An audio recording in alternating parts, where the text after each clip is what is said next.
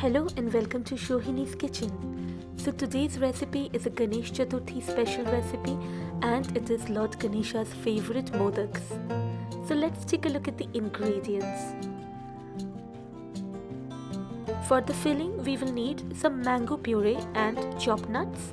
I have taken around 2 mangoes to get 1 cup of puree, then 1 cup of khoya, 1/4 cup condensed milk, 2 to 3 tablespoons of granulated sugar, 1/4 teaspoon of elaichi powder or cardamom powder and half tablespoon of milk with saffron dipped in it.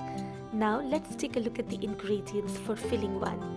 So let's make the first filling. To make the mango sandesh filling we need the mango puree. So when the wok is hot enough, put the mango puree in it and keep stirring.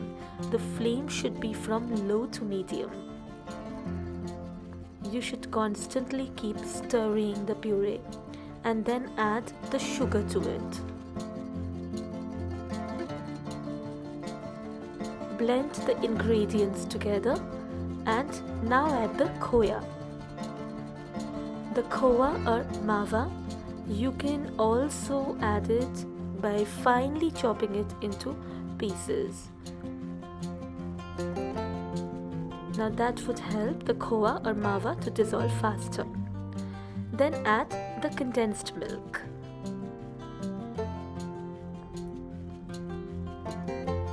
Now you can see the khoya and mawa have dissolved beautifully into the mixture. Now we will add the elaichi or the cardamom powder and then the milk in which the saffron is soaked for some minutes. Now add the chopped nuts. Keep stirring until a sticky mixture is formed. And then place the sandesh on a plate. And now I have added little bit of ghee to the sandesh filling mixture and let it cool for some time. Now we will move on to filling number 2, and that is the coconut jaggery filling.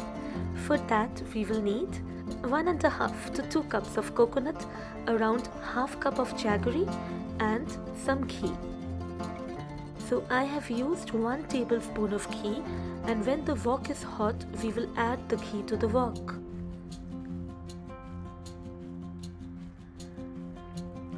Then we will wait until the ghee melts, and then we will add the coconut.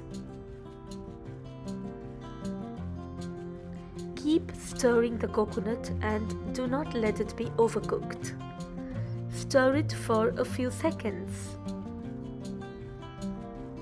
And then add the jaggery to it. Once you add the jaggery, keep stirring constantly.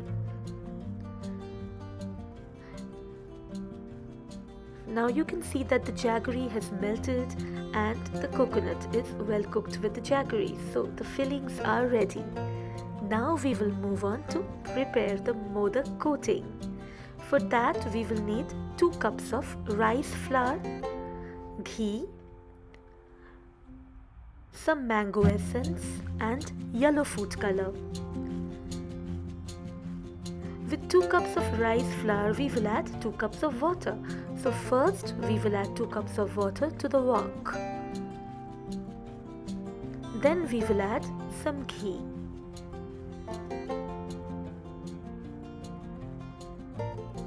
Now you can also add some salt to it. And then I have added 2 cups of rice flour to it. As soon as you add the rice flour, keep on stirring. There should not be any lumps. The rice flour should be moist and nice. Then cover and cook for 5 minutes.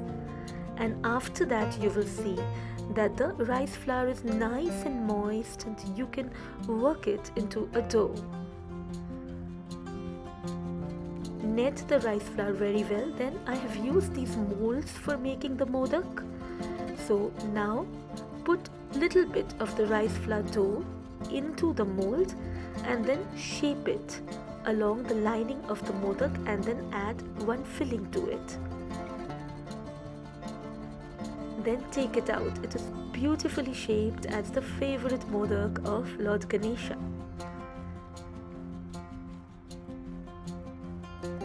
For the second filling also, we will repeat the step. Remember to grease the insides of the modak molds with ghee. And then you should put the filling in. And now we have stuffed the mango sandesh filling into the modak. Now seal the opening of the modak with some rice flour dough, and then the modak is ready to be steamed. Now an alternative coating for the mango modaks. So how do we do that? We can add some mango essence and add yellow color, and then make the dough like this. The dough should be soft and pliable. Then put little bit of the dough in and press it to the sides of the modak, giving it the shape of the modak. And then put the mango filling in and then cover the opening with little bit of the dough. Now we will seal the opening of the mold with some dough.